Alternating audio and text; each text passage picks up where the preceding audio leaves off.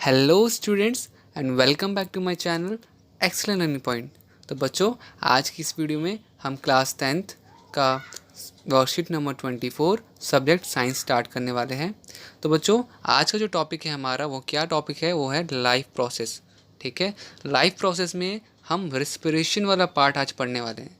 तो बच्चों, रिस्पिरेशन क्या है? तो बेसिकली बच्चों, ब्रीदिंग सबसे मेन पार्ट है रिस्पिरेशन का। ठीक है, रिस्पिरेशन बेसिकली बहुत ज़्यादा ज़रूरी इसलिए है क्योंकि ना रिस्पिरेशन फूड से एनर्जी प्रोड्यूस करने का काम करता है बेसिकली। ठीक है, वो क्या काम करता है? तो देखो यहाँ पे क्या लिखा हुआ है, प्रोड्यूस एनर्जी फ्रॉम फूड्स। ठीक है, produce energy from foods. I hope आपने देख लिया होगा। तो बेसिकली दो चीज़ें इन्वॉल्व होती है। सबसे पहला आपका होता है ब्रीदिंग। ब्रीदिंग क्या होता है बच्चे? जहाँ पर हम इनटेक ऑफ ऑक्सीजन, मतलब ऑक्सीजन लेते हैं और कार्बन डाइऑक्साइड रिलीज़ करते हैं। देखो क्या लिखा हुआ है, intake of oxygen and release of carbon dioxide CO2। I hope बच्चों ये भी क्लियर हो गया आपको। ठीक है, तो इसके बाद आपका आता है second point, cellular respiration. Cellular respiration में क्या होता है बच्चों? वहाँ पर सेल्स, जो सेल्स होते हैं उनमें फूड ब्रेक डाउन होकर एनर्जी रिलीज होती है। ठीक है, इसलिए इन्हें सेलुलर रिस्पिरेशन कहते हैं। ओके ओके बच्चे, तो फिर हम आगे बढ़ते हैं। आगे हमारा है एरोबिक रिस्पिरेशन और एनारोबिक रिस्पिरेशन। क्या है बच्चों? तो सबसे पहला एरोबिक रिस्पिरेशन में क्या होता है, ऑक्सीजन का प्रेजेंस होता है। ठीक है, वहाँ पर क्या होता है आपका, ऑक्सीजन का प्रेजेंस होता है, presence of oxygen. But anaerobic respiration में क्या होगा, एनारोबिक रिस्पिरेशन में ऑक्सीजन की मात्रा नहीं होती है, एब्सेंस ऑफ ऑक्सीजन। ठीक है बच्चों, जैसे कि एग्जाम्पल में दे रखा है, अकर इन माइट्रोकॉन्ड्रिया। ठीक है, अकर इन माइट्रोकॉन्ड्रिया, बट यहाँ पर क्या है, साइटोप्लाज्म और यीस्ट सेल। ठीक है, तो साइटोप्लाज्म यीस्ट सेल्स जो होते हैं वो एनारोबिक रिस्पिरेशन करते हैं, बट माइट्रोकॉन्ड्रिया क्या करता है, एरोबिक रिस्पिरेशन करता है। ठीक है, तो यहाँ पर आपने देखा। अब फिर इसके बाद थर्ड पॉइंट है end product are CO2 and water. Basically यहाँ पर कार्बन डाइऑक्साइड या वाटर में ही ऑक्सीजन रहता है, बाकी और किसी चीज़ में नहीं होता। इसमें एंड प्रोडक्ट जो है अल्कोहल और लैक्टिक एसिड। ठीक है बच्चों, ये रहा अल्कोहल और लैक्टिक एसिड। ठीक है, ऑक्सीडेशन जो होता है इसमें कंप्लीट होता है बच्चों ग्लूकोज का, बट यहाँ पर क्या होता है बच्चों, incomplete oxidation of, sorry, incomplete oxidation of glucose. ठीक है, फिफ्थ पॉइंट है बच्चों आपका more amount of energy release. बच्चों, एरोबिक रिस्पिरेशन करने से एनर्जी जो होती है काफ़ी ज़्यादा रिलीज़ होती है। और देखो ये क्या है, 36 ATP। अब ये 36 ATP क्या है मैं अभी बताऊंगा, बट अभी बस आप ये ध्यान रखना कि एरोबिक रिस्पिरेशन से क्या होता है, एनर्जी आप ज़्यादा मात्रा में रिलीज़ करते हो। इसका उल्टा एनारोबिक रेस्पिरेशन में क्या होता है कि एनर्जी आप बहुत कम रिलीज़ कर पाते हो, ज़्यादा नहीं कर पाते। ठीक है बच्चों, ये देखो ये लिखा हुआ ना, less amount of energy is released. Okay बच्चे, तो फिर हम आगे बढ़ते हैं।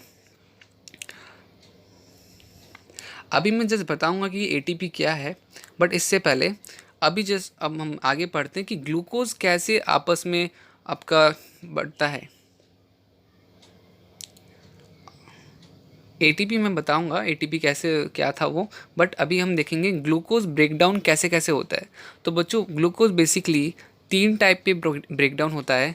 सबसे पहला आपका एब्सेंस ऑफ ऑक्सीजन, फिर है आपका लैक ऑफ ऑक्सीजन, फिर है आपका प्रेजेंस ऑफ ऑक्सीजन। तो बच्चों, जब अगर ऑक्सीजन प्रेजेंस ऑफ ऑक्सीजन होगा तो आपका कार्बन डाइऑक्साइड, वाटर और एनर्जी, मतलब कि वो जो ग्लूकोज है वो ग्लूकोज 3 पार्ट में डिवाइड होगा, ब्रेक डाउन होगा। वो किस किस में होगा, कार्बन डाइऑक्साइड, वाटर और एनर्जी। अगर ऑक्सीजन कम है, ऑक्सीजन है बट कम है, तो फिर वो किस में डिवाइड होगा, लैक्टिक एसिड और एनर्जी। ठीक है, थर्ड मतलब सबसे ऊपर वाला अब हमारा, कि अगर ऑक्सीजन है ही नहीं तो फिर वो किन 3 सब्सटेंस में हमारा डिवाइड होगा, एथेनॉल, कार्बन डाइऑक्साइड, एनर्जी। बच्चों, मैं आपको एक ये बात बता दूं कि ये क्वेश्चन काफ़ी ज़्यादा इम्पॉर्टेंट है। ठीक है, तो प्लीज़ आप इस डायग्राम को याद रखना, ये क्वेश्चन हर साल आता है। ठीक है, तो ये क्वेश्चन क्या आता है कि भैया बताओ, ये आपका ब्रेक डाउन वेरियस पाथवे बताना है कि किस तरह से हमारा ग्लूकोज ब्रेक डाउन होता है। तो ये 3 टाइप्स होते हैं।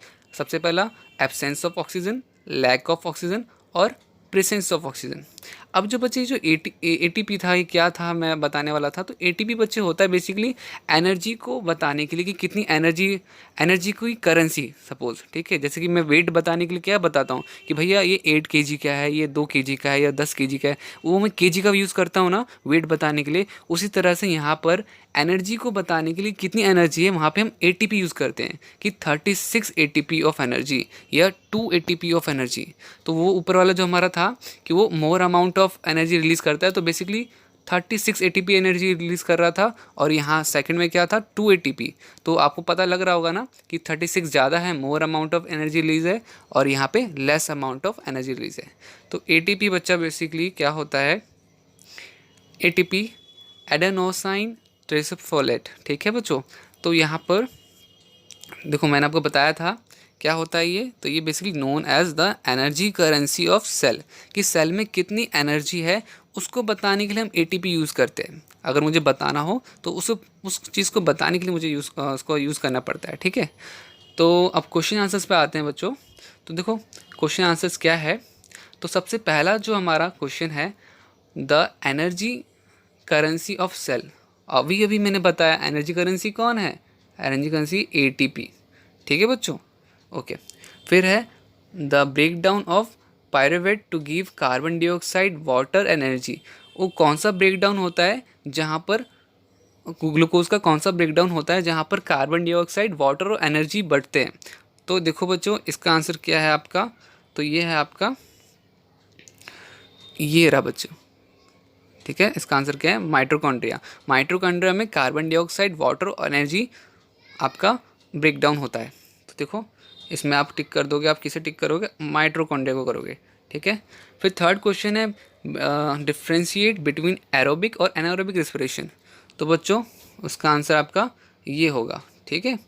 ये वाला पार्ट इसको उतार लेना, इसको उतार लेना, ओके। अब आगे आते हैं, आपका लिखा हुआ है explain the 3 pathway of break down of glucose in living organisation. तो क्वेश्चन फोर्थ का बच्चों आंसर जो होगा आपका कौन सा आंसर होगा, ये वाला पूरा पार्ट आपको बना के लिख देना, एग्जैक्टली डिट्टो बना के लिख देना बच्चों, ठीक है। ये हो गया। और लास्ट क्वेश्चन है right the full form of ATP. अरे बच्चों एटीपी का फुल फॉर्म ये है, ठीक है। तो बच्चों वीडियो यहाँ पे ख़त्म होती है। आई होप बच्चों वीडियो आपको समझ में आई होगी, आपके लिए यूज़फुल रही होगी। अगर बच्चों ऐसा हुआ तो अगर आपको सही में वीडियो यूज़फुल लगी तो प्लीज़ बच्चों वीडियो को लाइक करना, वीडियो को अपने दोस्तों के साथ शेयर करना, और चैनल को सब्सक्राइब ज़रूर करना बच्चों, ठीक है। आपका एक लाइक एक सब्सक्राइब मुझे बहुत मोटिवेट करता है और ऐसी वीडियोज़ बनाने के लिए। थैंक यू बच्चों, थैंक यू।